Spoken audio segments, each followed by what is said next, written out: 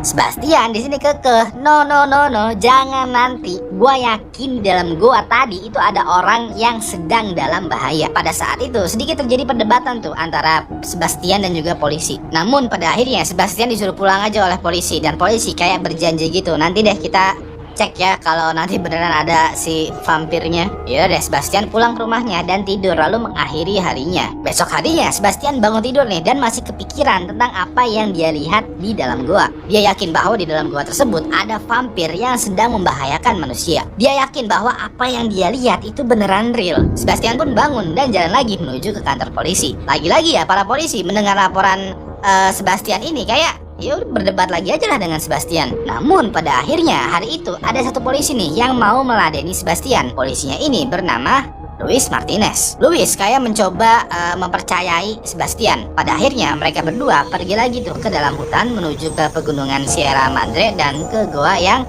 Sebastian ceritakan. Lalu pada siang harinya para polisi yang ada di pos polisi ini sadar bahwa kok nggak ada kabar dari Luis. Biasanya kan polisi itu selalu saling keep in touch ya lewat radio gitu. Setiap beberapa jam sekali kalau ada polisi yang lagi tugas lapangan. Nah ini kok sampai siang Luis nggak keep in touch. Pada momen itu para polisi ini berpikiran, mungkin Luis setelah melayani Sebastian ya, dia patroli dulu dari desa ke desa dan pada akhirnya lupa untuk laporan. Tapi sampai sore hari tiba, Luis masih juga nih belum ngabarin lewat radionya. Ya udah deh, beberapa polisi ini lalu pergi menuju ke rumahnya Sebastian. Siapa tahu Luis masih ada di sana. Pas polisi sampai ke rumahnya Sebastian, orang tuanya Sebastian ini bilang bahwa Sebastian dari tadi pagi juga belum balik lagi. Kabar terakhir dari Sebastian adalah dia keluar ingin pergi ke pos polisi. Nah di sini polisi mulai notice nih, Sebastian dan Luis, mereka berdua itu belum pulang dari goa. Kayaknya emang ada hal aneh yang terjadi. Yaudah deh, para polisi ini pun balik ke pos polisi dan menghubungi militer tentara Meksiko untuk meminta bantuan. Pada malam harinya, tentara Meksiko pun datang dan setelah briefing singkat, para polisi dan banyak tentara Meksiko ini langsung pergi menuju goa yang dimaksudkan oleh Sebastian tadi. Nah, pas sampai di sana, mereka melihat tuh di dalam goa ada semacam cahaya yang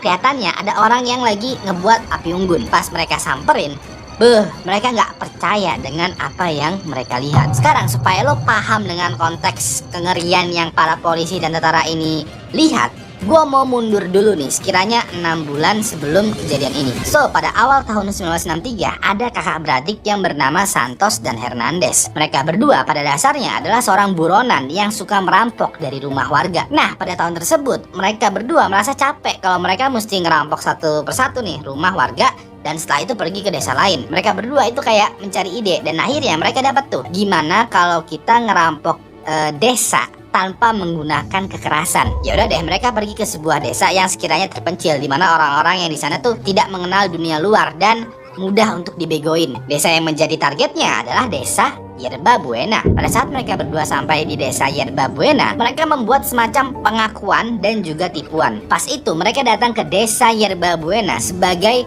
nabi dan juga imam besar dari dewa Inka. Mereka berdua kayak berdakwah gitu, yang isinya adalah kurang lebihnya kalau penduduk desa ini memuja dan menuruti apa yang kita mau, mereka, para penduduk ya, bakalan mendapatkan harta karun yang tersembunyi di dalam goa. Penduduk Yerba Buena percaya dengan apa yang dikatakan Santos dan juga Hernandez. Para penduduk ini kayak, wah akhirnya ada juga nih dewa yang menyelamatkan kita dari kemiskinan. Ya udah deh, selama awal-awal bulan penipuan ini berlangsung ya, dakwah ini berlangsung, dua bersaudara Hernandez ini itu dimanjakan tuh oleh para penduduk. Mereka diberikan uang secara cuma-cuma, diberikan juga hasil peternakan, hasil pertanian, disembah.